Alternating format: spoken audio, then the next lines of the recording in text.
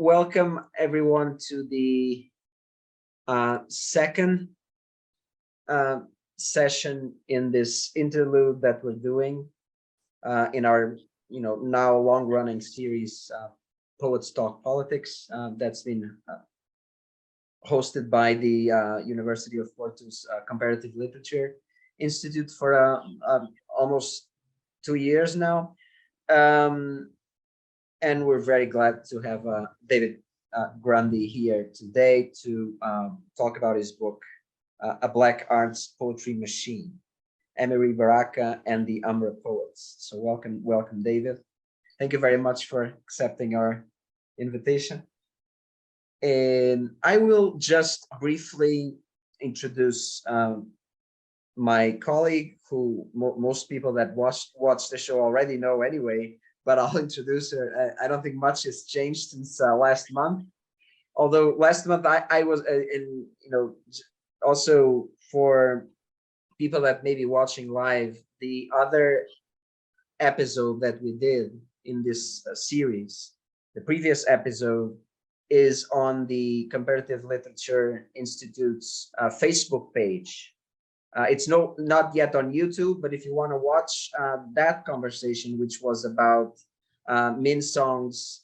Professor Minsong's climate lyricism, it's still on our page, so you can check it out if you just scroll down a little bit. So my fellow panelist is Elina Siltanen, who is currently university lecturer at the Department of English at the University of Turku in Finland. Her research focuses on contemporary American poetry, more specifically on the role of affect in reading complex literary texts. And her new project is entitled Effective Border Crossings, Reading for Human Nature Culture Connections in Anglophone Literatures. Recently, she has published an article on the connections between conceptualism and confessionalism in poetry in the Journal of Modern Literature, and on metamodernism and new sincerity in English studies. She has a double doctoral degree from the University of Turku and Luleå University of Technology in Sweden. And then I'll just say something about myself. I'm currently a full-time researcher at the University of Porto, funded by the Portuguese government. And I'm actually a couple of weeks ago I got a contract for my first book, which is going to be on David's series, which is going to come out in the same series that David's book came out in, which is Bloomsbury's Critical Studies in Poetics, and my book is called American Experimental Poetry and the New Organic Form. So that's going to be released next year, and so still a little far away. And just to say also that Elina and I just released an article that we worked on for a number of years on a very interesting conceptualist project by Stephen Zoltansky, was also just published in English Studies. It's a very interesting poem. You guys should check it out. And the premise there is like the poet is trying to think about how he can become the worst person in the world, given that he's an American. So because he's an American, he's automatically a bad person, etc. Right? So and it's very funny, very relevant for our times and our politics. And so now I'll just also briefly introduce our guest, David Grundy, who is a poet and a researcher living in London.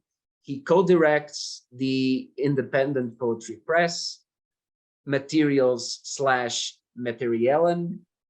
I'm sorry if I'm mispronouncing it, and is the author of Present Continuous, which came out from Pamenar Press in 2022, A Black Arts Poetry Machine, Amiri Baraka and the Umbra Poets, which came out from Bloomsbury in 2019, and co-editor of selected poems of Calvin C. Harrington from Wesleyan University Press, 2023. He is currently working on critical books on poetry and music. So again, thank you very much, David. And I'll pass the mic to Elina, who's going to ask you our first question. Sure. Okay. All right. Yes.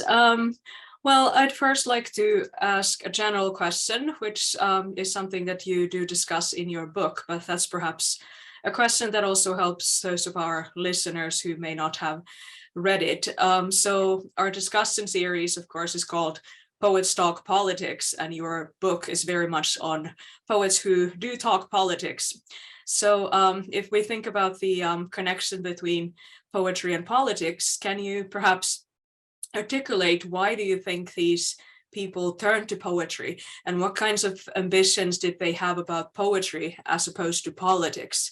Is politics or poetry primary, or are the two intertwined in such a way that they cannot be separated? And perhaps also maybe this looks different for different poets. Maybe it's not the same for all of them, but it would be interesting to hear your comments on that. Sure, of course. Well, and I'm presuming that a lot of people watching may not have heard of the Umbra workshop. They may have heard of Amiri Baraka, they may not. But so partly as a way of answering that question, maybe I could just start by kind of giving a potted history of Umbra, and then maybe the way that poetry and politics operates in the Umbra workshop might become clearer.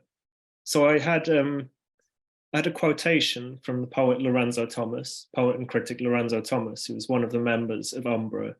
And in the early 1980s, he compiled a bibliography of the Umbra workshop, which hasn't been published, but it's in an archive. And there's this quotation at the beginning, which I think is quite a good characterization of all the different directions that Umbra come from and which kind of come out of Umbra.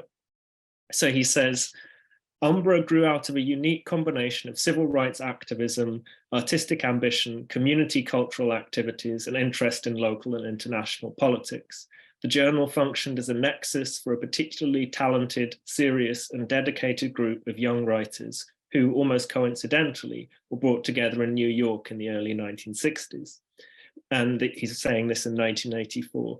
Many Umbra artists still manage to work together as a network of individuals who, without subscribing to a single ideology, share a specific American cultural agenda, the re-evaluation of the role of people of African descent in the United States on social, political, personal, and intellectual levels of participation.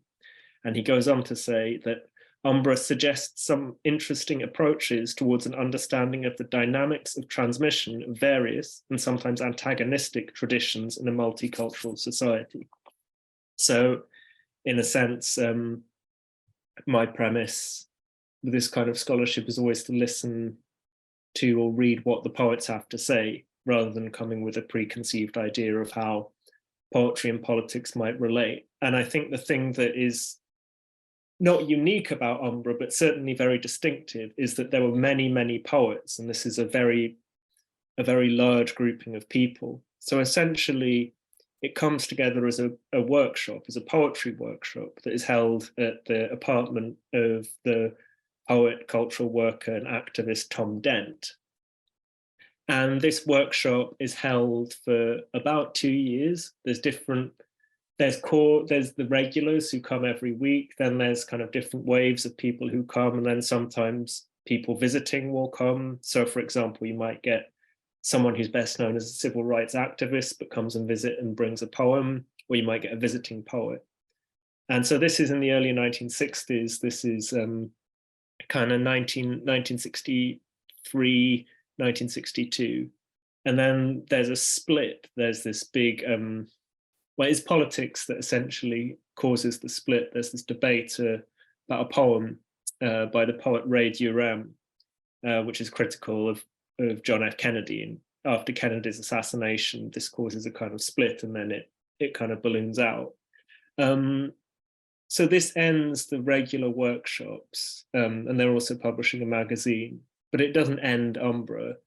And some of the poets are still organizing things together, readings, workshops. And then as they gradually kind of spread out from New York across the country, they carry on their individual activities, which I think can be seen as continuing the Umbra ethos. So, for example, Calvin Hernton goes to England and becomes involved with the Caribbean artist movement and the Anti-University of London. Lorenzo Thomas ends up in Texas. Askia Toure, David Henderson, Ishmael Reed end up in the Bay Area, and Askia Toure is essentially involved in the birth of Black studies as an academic discipline, Third World Student Strike, and so on. And so politics manifests in lots of different ways, but Umbra is a poetic group. So a lot of the people in Umbra are also involved in political organizations and activities, but the grounds for meeting for Umbra is poetry. At the same time, the way they approach poetry is that poetry always has a political, social dimension to it. So it's not arts for art's sake.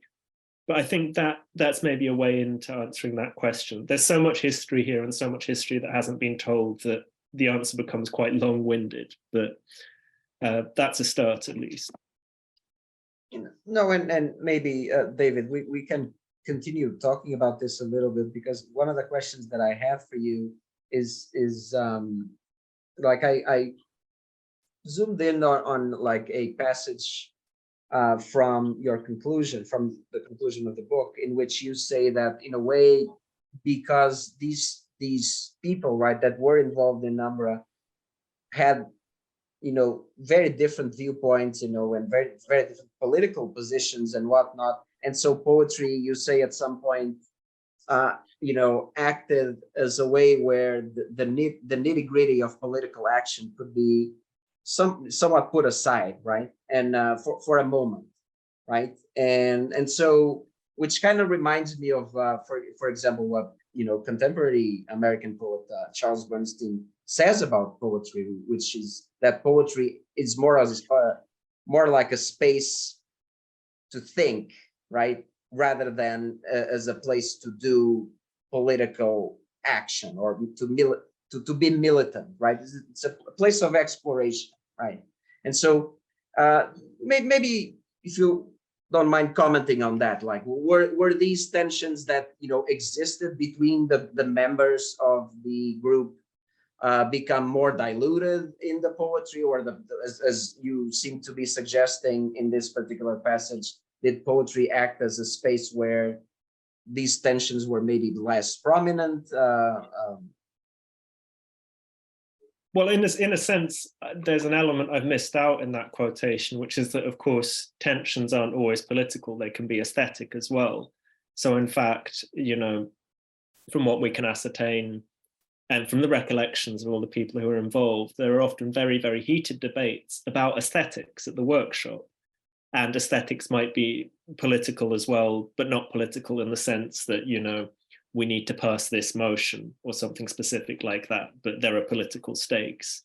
Right. So in a sense, yes, I think I would stand by that argument that within a poem, political questions can be explored according to slightly different demands. So it's not the demands of, getting the resolution passed or party building or something like that.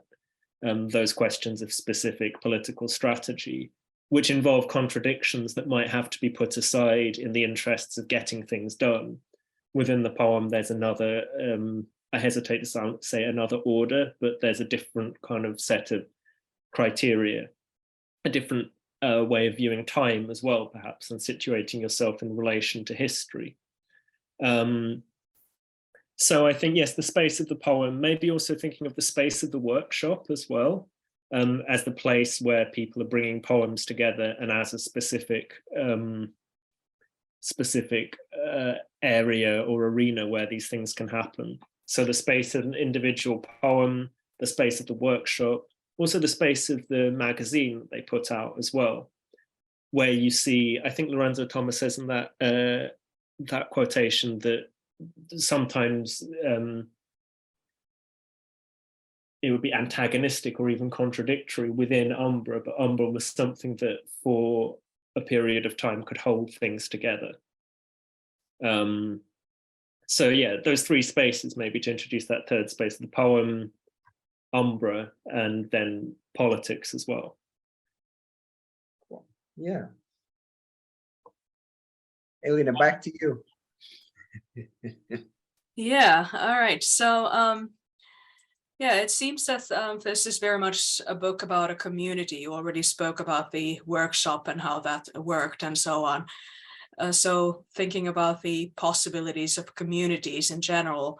And in that sense, I think that this book is important work because a lot of research has already been done on other communities from around that time, like the New York School, for instance, which was a useful launching pad for many of those writers. But then these writers had not been studied that much earlier. So again, the question then relates to something that you do discuss in the book widely, but perhaps it helps to articulate that here. So can you speak more about what was central about the role of community for Umbra? So what does community ultimately enable that these writers were not able to do on their own? And perhaps also more generally, what can we learn about communities from this book? For example, you write in the conclusion that what is instructive in Umbra's case is not simply its success, but the very factors that destroy it, which I find to be an interesting statement. So it would be interesting to hear you comment more on that. So what does community enable that these writers were not able to do on their own, and what can we learn about communities more generally here? Sure. Well, I think, yeah, it's absolutely central that Umbra was collective. And one of the things in thinking about Umbra and studying Umbra is that there are so many poets who had very rich individual careers. And since publishing the book, one of the main scholarly things to do with Umbra I've done is I've compiled this bibliography where I have a kind of potted bibliography of most of the people who are in Umbra, and it's over 200 pages long. So there's this, we think of a movement like quote unquote modernism or something smaller like the New York School, but Umbra is kind of bigger in a sense. There's more people in Umbra than were in the New York School, and they did more. They contributed more to the culture, but they've been left out of historical narratives, I would argue, for racial reasons. And in fact, that's probably why community is important as well. The poet James Thompson, after the split, he's temporarily given the editorship of the magazine, and he writes a letter to the Dutch anthologist and editor Rosie Y. Poole, where he's talking about this. And he's like, look, we have to make this intervention. No one else is going to do this for us. There's going to be 40 years of us being ignored again if we don't make this intervention now. The white literary establishment doesn't want us. There's always a token, maybe Langston Hughes, maybe he's too controversial, but maybe James Baldwin is going to be the writer who's going to be promoted. Maybe at a certain stage, it was going to be Amiri Baraka before he became too politically extreme. But there's a token representative writer of color within a white literary establishment. So what Umbra is saying is, you have to take all of us. You can't just take one of us. So the title of the book comes from this quotation from Calvin Hernton. He's describing Umbra, and he says, we would turn up and give readings, and we would read 8 to 10 at a time. We behaved like a disciplined black arts poetry machine. So that kind of negates this individual careerist tokenistic narrative. It says, if you want one of us, you have to take all of us. Now, obviously, the problem with that is that it's very hard to maintain unity, aesthetic unity, political unity. And the conjuncture of the time means that there are all these contradictions that lead to fracture, and obviously the aspects of personalities as well, all these different things. So yes, community is absolutely central. And it's a very powerful intervention, and I think still a powerful intervention, because I think we still have this paradigm based on quite often tokenistic and quite often individual accounts of literature, rather than seeing literature as existing within a social context. But you do see a legacy of Umbra in groups like, say, Cave Canon or something like that later on, who are taking forward that legacy of collective writing, or at least presenting writing collectively. Yeah, I hope that answers the question to an extent. Yes, I think so. That's very interesting. Yeah, no, thanks for that, David. And you know, one thing that you know, I very much want to talk about is of course how this book and how this community relates, right, to the present day. Like what, and so let's start from, you know, what Elina, the issue that Elina just raised, right, the issue of community, right? Do such communities exist today, right? And do you, in your estimation, are they more or less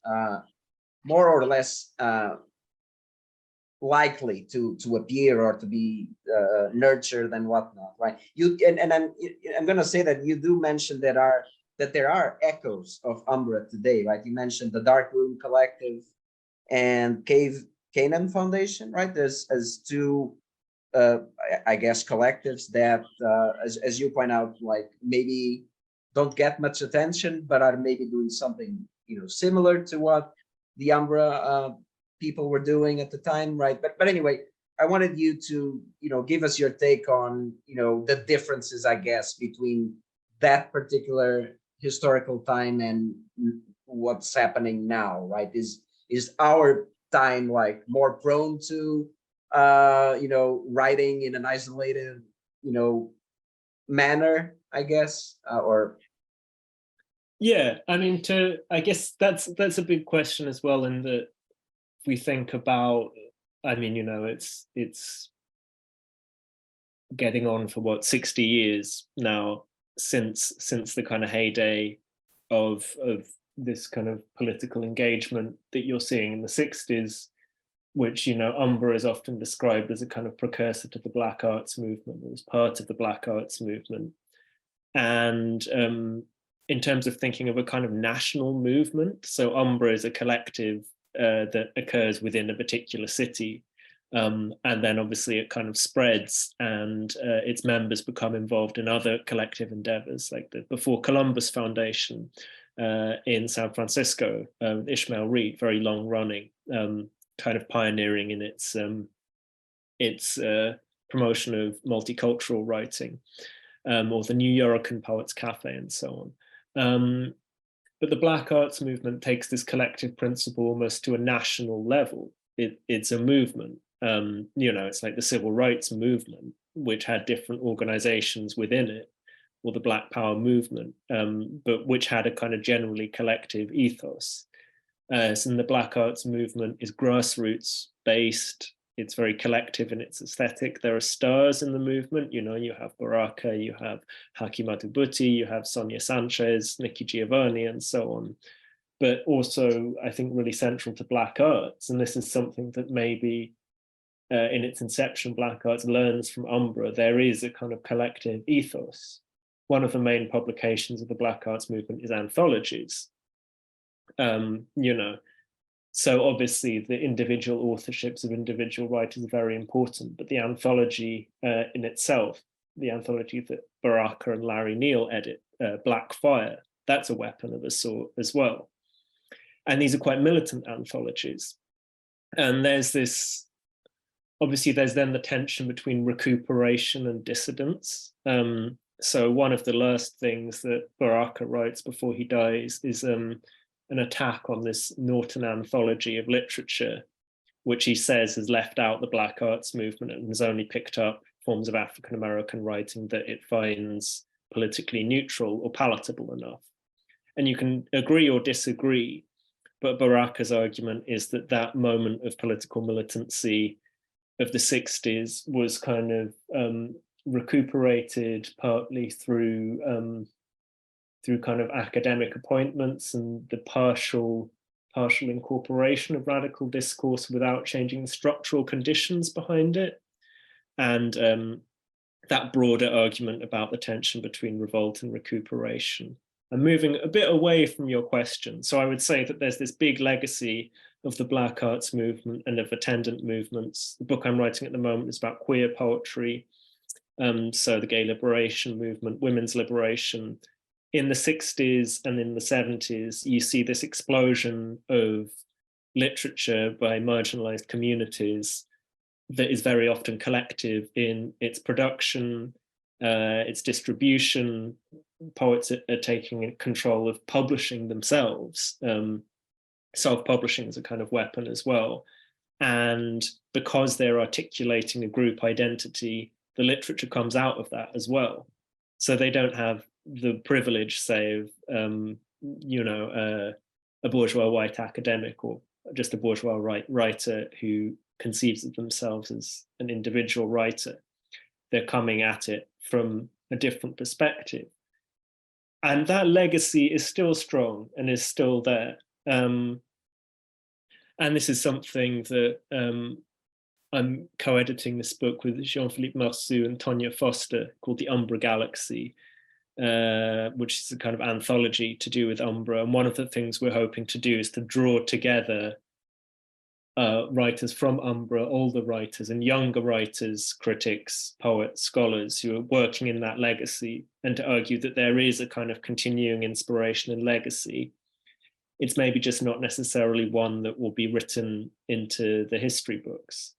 So like, for example, the fact that everyone knows all about the New York School, but no one knows about Umbra, even though they were in the same place at the same time, and arguably Umbra like did more in a sense. I think one could argue, of course, that there is an encouragement or a tendency in the marketplace of literary competition for writers to view themselves as individuals cut off from a movement. That is something that is encouraged by the marketplace of literature. And even the way that writers today kind of have to become their own promoters in this increasingly online world. So it's almost like, as well as a writer, you have to become a business person and a self-entrepreneur. And that kind of discourse, which can be quite hard to describe because it's so kind of imminent in this online world that we're increasingly inhabiting. That is obviously a factor. This would require a lot more thought to have a kind of comprehensive answer. But perhaps those are some directions in terms of an immediate response. No, of course, it's a very big question, as you said. I mean, we're not gonna be able to, answer it very easily. Elina, do you want to go again? I was thinking that, Umbra was clearly a community that's opposed dominant literary discourses in some ways as well. So I was wondering, to what extent can we compare this to other avant-garde writing communities? For example, if we think about language writing, for instance, they certainly opposed established literary discourses, and they were also interested in political questions and leftist concerns, though of course in very different ways, not least because they were mostly white. But I wanted to hear your thoughts on how you might situate Umbra as an avant-garde poetry community, as some kind of something that opposes established literature. Sure. Well, I mean, in a sense, one of the things I would always want to do would be to move us away from the model of literary history where what we're aware of are white avant-gardes. So that's one thing. On the other hand, is to show that there was always a Black presence within white avant-gardes. So one of the things I'm thinking through at the moment, I'm working on a separate article on the poets Ted Jones, Bob Kaufman, and Stephen Jonas, Now, these are poets who are associated with beat or bohemian or countercultural formations. Ted Jones invents the phrase "bird lives." Ted Jones is essentially like the archetypal beatnik. If anyone's a beatnik, it's not Jack Kerouac, it's Ted Jones. Bob Kaufman, the same in San Francisco. He's like the archetypal beat as well. It's not Kerouac and Ginsberg, it's Kaufman and Jones. And drawing attention to these people who were there, who were like in the same spaces, in the same rooms, in the same publications, but they have just been ignored, like written out of history, I think is really important. At the moment, my collaborator Jean-Philippe Marceau is working on a book chapter about Umbra and counterculture. And I think this is a really interesting direction as well. So subcultures and countercultures. What if we think of countercultures, avant-gardes, and modernisms not as white formations, but actually do the historical work of showing who was actually there? So I've got a couple of examples. The Poetry Project at St. Mark's, very famous in New York. We tend to think of this as a kind of a white formation. In fact, Ishmael Reed is kind of essentially the person who starts up poetry at the Poetry Project, and this has a specific Umbra connection. So there's a reading series at Café Le Métro where a lot of the Umbra poets read, and one night Tom Dent is physically attacked in a racist attack by the owner of Café Le Métro. Ishmael Reed and others, kind of Paul Blackburn, stage a walkout and a boycott, and they're looking for a new place to put on poetry. And they kind of come across St. Mark's, and Reed starts holding workshops at St. Mark's. And he's mentioned this in a few articles, but essentially, Reed and Umbra were central to that. So that's one specific example. Then maybe this critical notion of Afro-modernism. The scholar Guthrie P. Ramsey, who writes mainly about music, he's written a wonderful book about Bud Powell, talks about Afro-modernism. And that's also a term that Lorenzo Thomas uses in his own critical book, Extraordinary Measures, which is a really important book. So Thomas was part of Umbra, but this book goes all the way from earlier modernism. He talks, for example, about the Chicago poet Fenton Johnson, who's publishing in Poetry magazine. And he talks about Melvin Tolson. And he goes through to Umbra and the Black Arts movement, and then through to people like Harriet Mullen. Now, someone like Melvin Tolson is a great, great modernist writer, writing modernist epics. I find when I talk to people that no one's heard of Melvin Tolson, he's as important an epic poet, a modernist poet, as T.S. Eliot, So people are there. There is a Black presence within modernism and within these factors. It's just that it's been left out of history. So I think part of the work is the historical work of saying, here are these people, here's a true account of what happened. I realize this is slightly going away from your question, which is more in kind of formal terms, how might their work be avant-garde and how might it be challenging dominant discourses? But I guess I just wanted to kind of make this point that I see part of the work that's necessary as drawing historical attention and rewriting the literary history that we have. And in doing that, we pay attention to the work as well, and we see how the work in its formal operations as well as its contextual operations is a challenge on multiple fronts. Within Umbra, it's a little bit hard to generalize because there are so many aesthetic approaches. I think this is one of the things I was saying about Umbra as space earlier, maybe it relates to the question about politics as well. There isn't an Umbra style. Umbra is what Calvin Herndon called an ethos, a kind of approach or a space or a practice or a way of being. But, some of the poems they write, or even some of the poems they write within their own careers, are completely different from each other. There'll be a blues poem next to a modernist long poem, so they take the approach that works for whatever situation is appropriate. Some of Lorenzo Thomas's poems read a little bit like the New York School early on. Some of them definitely don't. Yeah, I hope that was, again, approaching an answer at least.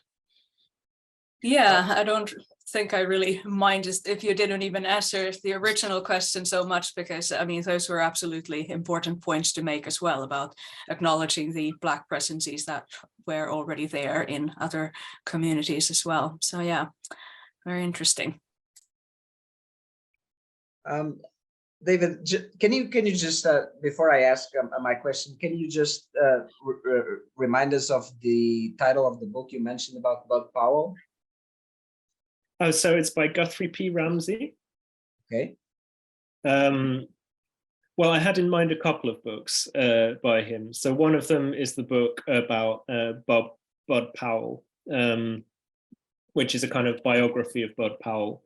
And that's just called The Amazing Bud Powell, which is the name of one of the Powell albums. He'd just come out with a new book called Who Hears Here?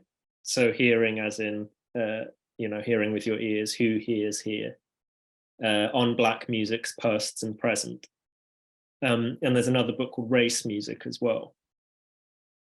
So again, I think, in a sense, I bring those up as well because one of the things about Umbra is that it's a poets collective, but it's always bleeding over into other art forms as well, and music is very central to it as well. And often the points of inspiration are musical as well as literary.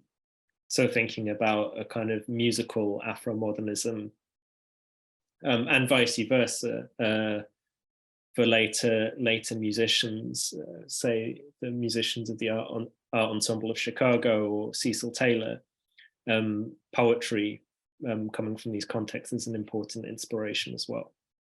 And you see that today with, contemporary poets like Fred Moten, for example, working with music, or poets like Tongo Eisen Martin. Yeah, I wanted to maybe just insist a bit on what Elina was saying about like more recent, I guess, movements or schools or whatever you want to call them in American literature, right? Like we've discussed, the New York School, right? And Elina brought up language poetry, right? So much more recent, of course, development. And you can mention conceptualism, but we do perceive these as mostly, as she said, mostly white, bourgeois and even academic movements, especially language poetry, right? Many of the poets involved in that are either already were or became academics anyway.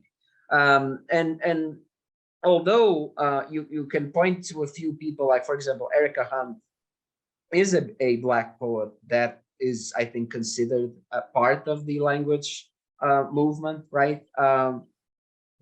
And certainly I don't think there's any like tokenism there or anything like that, right? It's just, she's part of the movement. That's it, right? But certainly something that is interesting about Umbra, right? And it may be because, like, again, as you said, we haven't done proper research, or we just don't know about what's going on, that stuff that doesn't appear on anthologies that we read at university or whatever, right? But it certainly seems to be the case that these communities, right? Like in this particular case, a Black community, right? You don't see that again, right? Like in more recent years, let's say, right? Even if these movements, again, as I was trying to say, include people of color, right?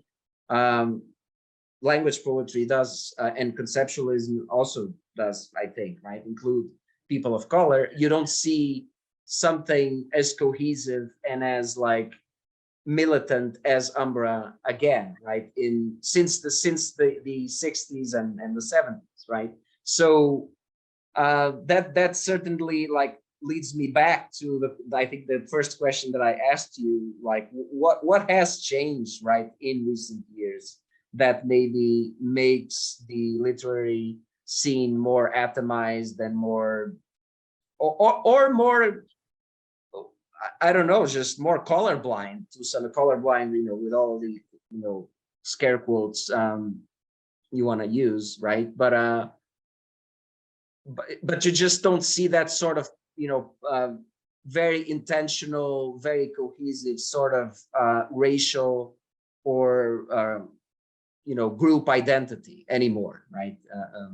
Well, in a sense, I think this relates to my previous answer. It depends where you look. And I mean, Umbra were completely written out of literary history. Most of the documentation, most of the criticism on Umbra for years was by members of Umbra. It was essays by members of Umbra. Then maybe Eugene Redmond's Drum Voices in the 70s. And, Alden Nielsen's Black Chant comes out in 1993. And this is one of the first interventions by a white academic that draws attention to a lot of this work. And because of the structure of the academy and the structure of literary history, it relies on white gatekeepers. I mean, I'm an example of this, right, as well. And in terms of the histories, language poetry existed in the 70s, but there were all sorts of other movements. I don't think it's the case that you had Umbra and then it stopped. You had the Black Arts movement, which was huge.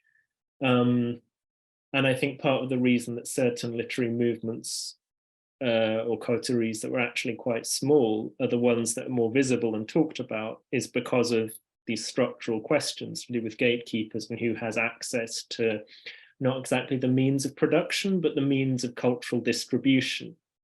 And I think this is a really important question. I don't think it's just, I do talk about the narrative of defeat in the book, and I think that's true. But I think it's also true that there is a lot of activity that has happened, but we have to think about the structures, this means of distribution. So, for example, to give some examples of my current research, this book on queer poetry, I'm talking about the Combahee River Collective. I'm talking about the development of Asian American lesbian writing in the Bay Area in the 70s. I'm talking about various different groups. So, and, quite often these are, as you say, multiracial groups. Quite often they're coming together to challenge the white focus of certain scenes. So scenes around Gloria Anzaldúa in the Bay Area and the anthology This Bridge Called My Back. That's happening at least 10 years after Umbra. So maybe there's a shift from the more militant Black nationalist separatist rhetoric that is prevalent in the 60s, which isn't really what Umbra was, but there were Black nationalist elements within Umbra. So maybe there's a shift from a Black nationalist rhetoric to a rhetoric of united front, unity, solidarity, multiculturalism. I think David Henderson and Ishmael Reed are very important for kind of this idea of multiculturalism that they're adapting quite early, partly because of being in the Bay Area or being in the Lower East Side in New York. And before multiculturalism becomes perhaps a co-opted term, quite often when we see a concept come into mainstream discourse, be it decolonization or multiculturalism, it's something that's been picked up from below, from activist usage, and then being used in a way that is not always accurate. So I think what's important to remember again is that, yes, there may be less of an encouragement to, well, not encouragement, it may be less obvious that there's the presence of militant political writing today. That doesn't mean that it's not there, even if it maybe takes different forms. And we have to think about the structures that narrate our histories and how those might be partial or vested structures, kind of controlled by gatekeepers, as it were. And just, there is a history there. And of course, there is a narrative of, the gradual defeat of the left over the second half of the 20th century through to, the fall of the Soviet Union, the rise of Chinese state capitalism, all of these things, the demise of big political parties. But at the same time, within that narrative, of course, there are people's wars that still happen in the global South, which are not often talked about, but it's not as if the left went away. So that's a kind of roundabout answer to the question, I think. No, thank you very much for that. Elina. Yeah, perhaps a more specific question concerning Amiri Baraka. So in the chapter on his work, you discuss, for example, how his poem Black Dada Nihilismus and how that should not really be read as a straightforward endorsement of violence, as it has often been read. So it would be interesting to hear you talk more about what is your broader take on how we should view Baraka today, or his influence, given that he is in some ways a contentious figure, perhaps? Sure, of course. I mean, I was having a conversation the other day with two friends, two poets from the UK, about the extent to which Baraka might or might not have had an influence on poetics in the UK specifically, which is quite interesting. But certainly some writers, after their death, they become canonized. That has not happened to Amiri Baraka. He was just too controversial. He was, just as he had the opportunities to be picked up by the literary establishment after he wrote Blues People and did Dutchman in the 60s. And then he said, no, I'm not having that. And essentially, the longer his career went on, the more he dug down into positions that were not going to let him become that revered elder, you know. The same is true of someone like Sonia Sanchez, who is still alive, you know. But so the Baraka chapter, there's the three poems, Black Dada Nihilismus, as you mentioned, then Black Art and Black People. And in a sense, I deliberately picked three of the most controversial poems because those are the ones that have the most impact on public perception and literary discourse. And thus, whatever we think of their specific politics, they are the ones that have the most political impact. Often there's a paradox in studying political poetry where the political line in the poem is not necessarily one anyone would endorse. And so then that's the initial question you were asking about the poem's a different space from politics, to come up against all these contradictions.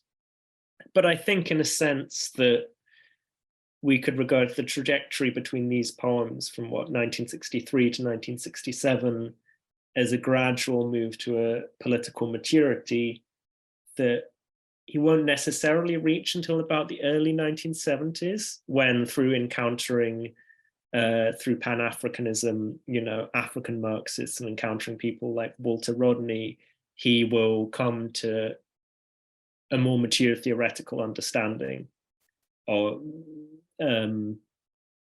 international politics. Not that we would necessarily endorse all the positions he comes towards. So there's a book I would recommend here, which hadn't actually come out when I wrote the book. It was by Jim Smethurst, and it's called Brick City Vanguard. And I think it's absolutely one of the best critical books that's been written on Baraka.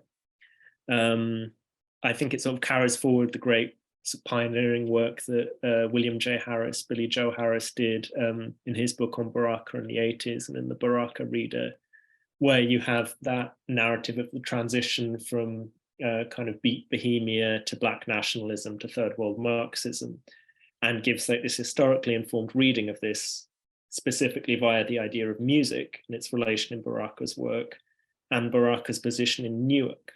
So Baraka was born in Newark, New Jersey. He goes to New York where he makes his literary name. And then kind of at the height of his controversy, he moves back to Newark and becomes involved in the Newark riots and becomes a national political figure. But what Smethurst's book is so good at doing is, one, showing the totally vital role of Amina Baraka. Without Amina Baraka, maybe you don't get what Amiri Baraka becomes, you know. And obviously she's still alive and is written out of the histories. You know, Amina Baraka is probably the reason that Baraka becomes a Marxist, for example. She's the one who leads him to Marxism.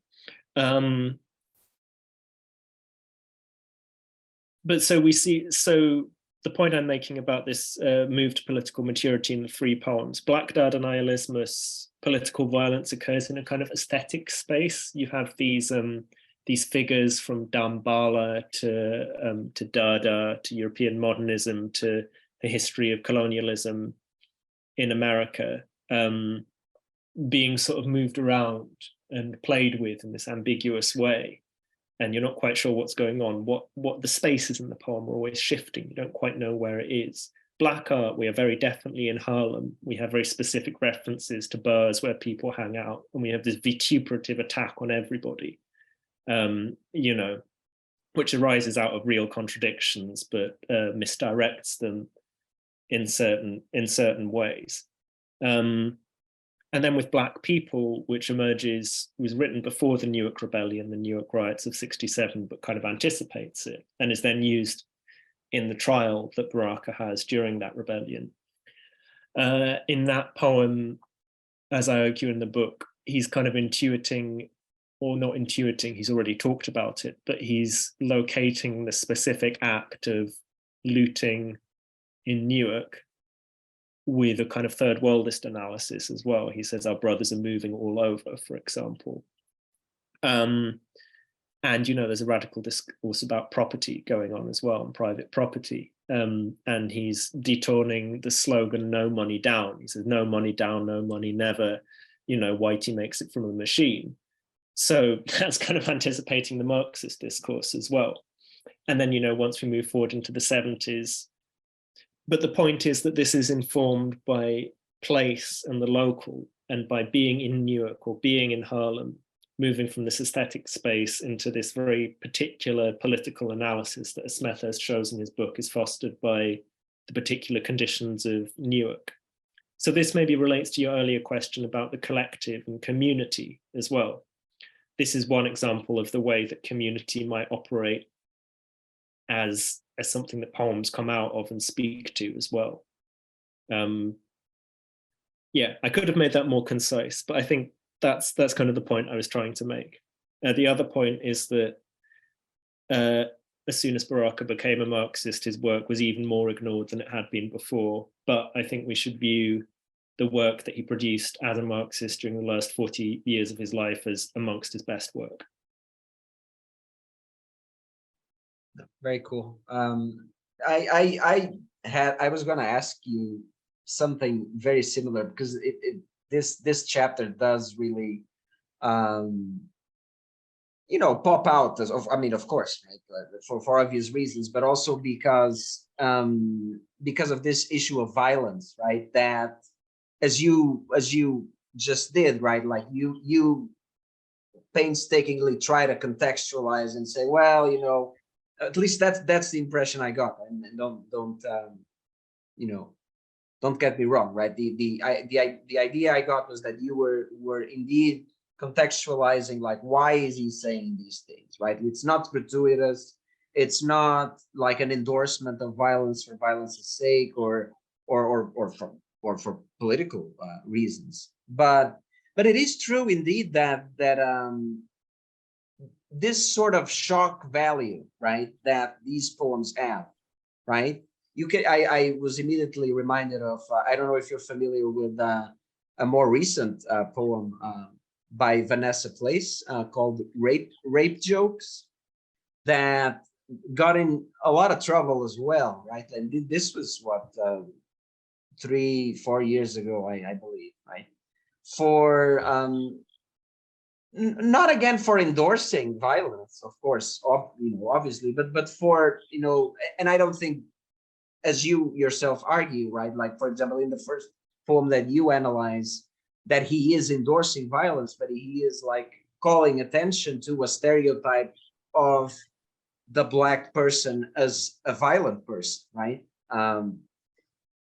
But I do think these things have immense power, right? And and their shock value should be, I believe, shouldn't be downplayed or dismissed, right? Because they and besides, like, even, of course, this would be a whole different discussion, right? Like, but even the politics behind it, you know, there's some you know, something to it that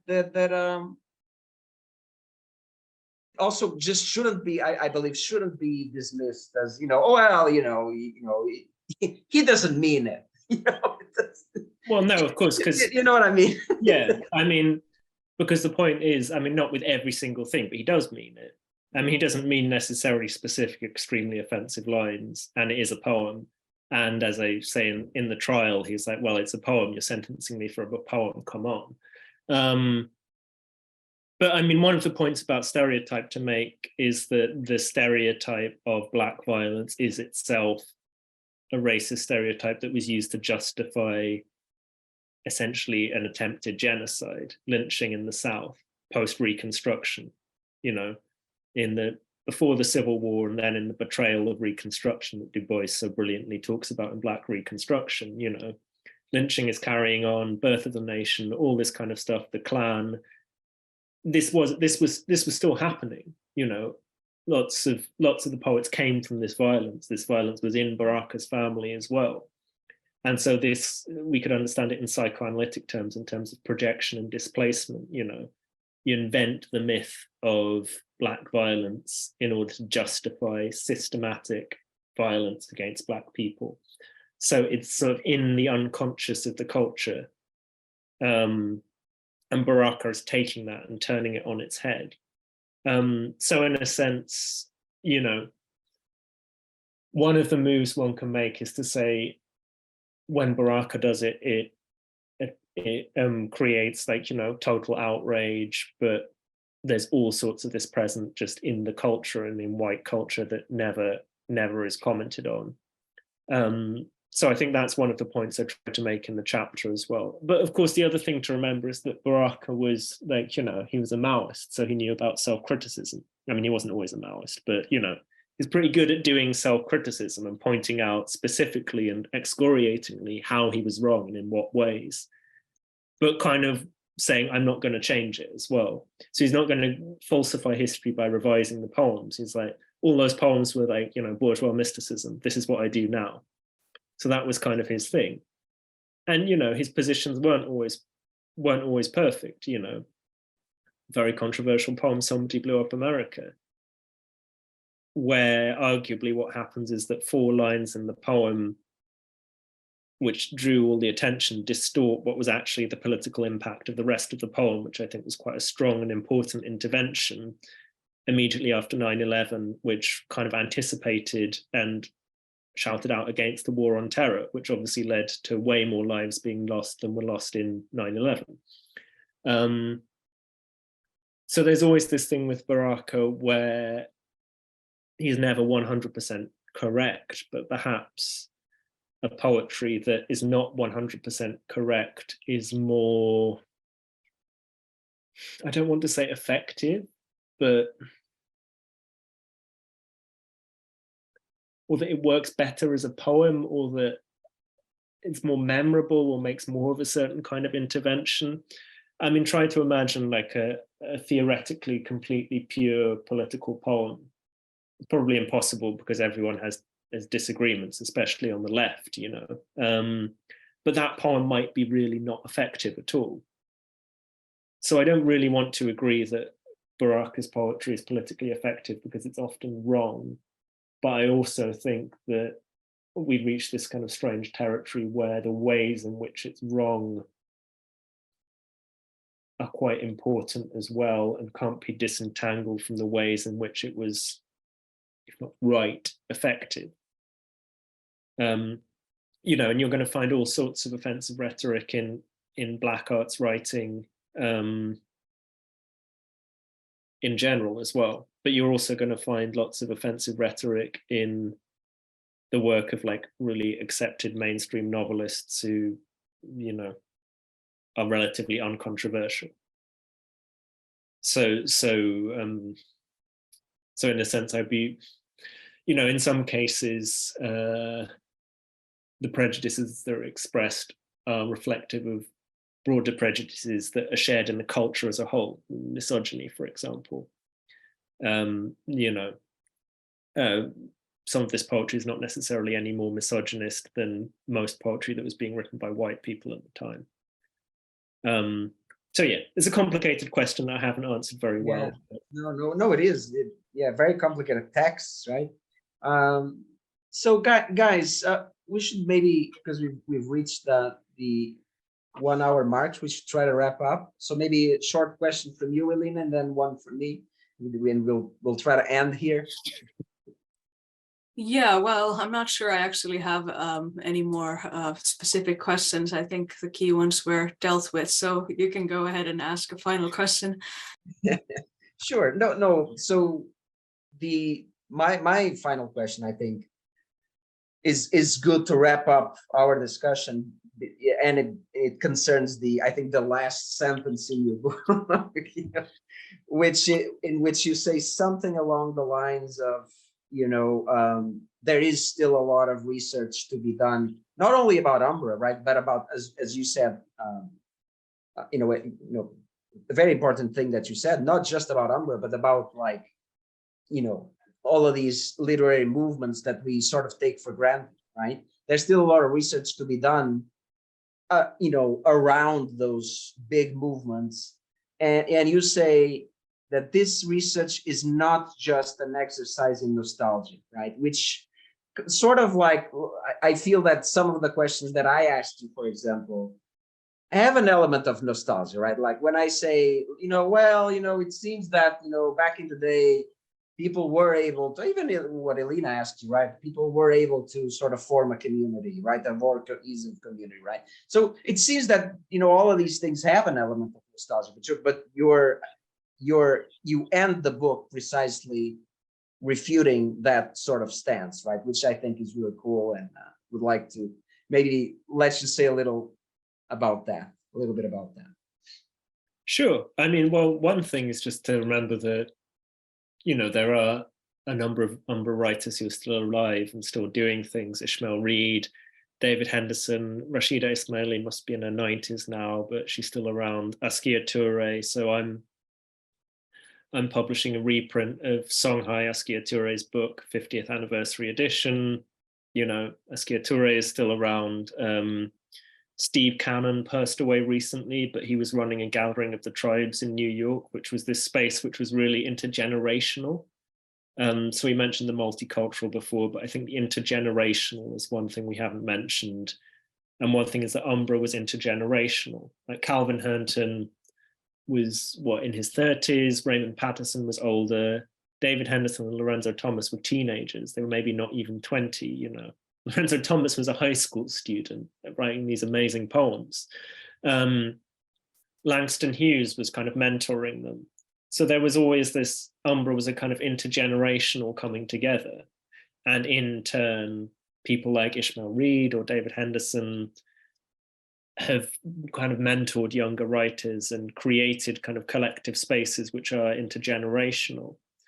So I think that's another thing to mention in terms of a community. I think it's quite easy for literary movements or groups to just kind of establish themselves as one group and then that's it, and they write their way into a literary culture, but they don't really expand out. So one thing that's really important is the way that older and younger writers kind of interact and take inspiration from each other. Maybe the older writer will be more radical than the younger writer, maybe vice versa. They kind of give and take from each other. And I think that as there is a moment where the academy is finally picking up on some of these things, where again, as we see, political activism from below has this limited effect in the academy. So the moment of 2020 or the moment of 2014, Black Lives Matter and so on, then you start to notice that within the sphere of culture, some of these historical wrongs are very, very slowly being, addressed. And once things start to become more visible, they can become a source of inspiration as well. So, the N.H. Pritchard reprints that came out a couple of years ago, I've talked to various younger poets who, never have heard of N.H. Pritchard before. And now they're like, oh, this is amazing concrete poetry, and you can put N.H. Pritchard alongside a poet like Giovanni Singleton and, this incredible work, and then put them alongside someone like Douglas Kearney, all these poets who are working creatively with the page in a way that is kind of similar to, but not exactly concrete poetry. They're coming together. Or a poet who I've just recently published, poet and artist Candace Hill Montgomery, who is an older poet, who is of the older generation, but is writing new poems, and those new poems are being published in the context of younger writers as well. So one of the ways that we can prevent things from being an exercise in nostalgia is to see how people don't stop writing when they're old, and people don't stop paying attention to the past when they're young. I guess that's a good way to end. Excellent. Thank you very much, David. I just a bit of self-promotion. My current project is actually about precisely we mentioned language poetry a couple of times, and this was again like a movement that was mostly prominent during the 80s and the 90s, right? And people talk about them, right, as if again like they kind of were only active during those years, right? But these people are pretty much still around and still doing work, right, that is cool and relevant and, you know, of the moment. So, and that's what I'm trying to do, is precisely what you're suggesting, right? So looking at, you know, the you know, let's say late life, or, you know, whatever you want to call it, right, output from these poets that are very much still writing, right? So they shouldn't be dismissed as just, oh yeah, you know, they're just part of that movement, you know, that existed back in the day. So very nice, and thank you very much for this, for coming, and I think we did have a very good conversation. Thank you. Well, thanks for the stimulating questions, and thanks. Right. Yes, So, thank you. Very interesting. have the rest of a good day. See you guys. You too. Bye. See ya. Bye. Bye.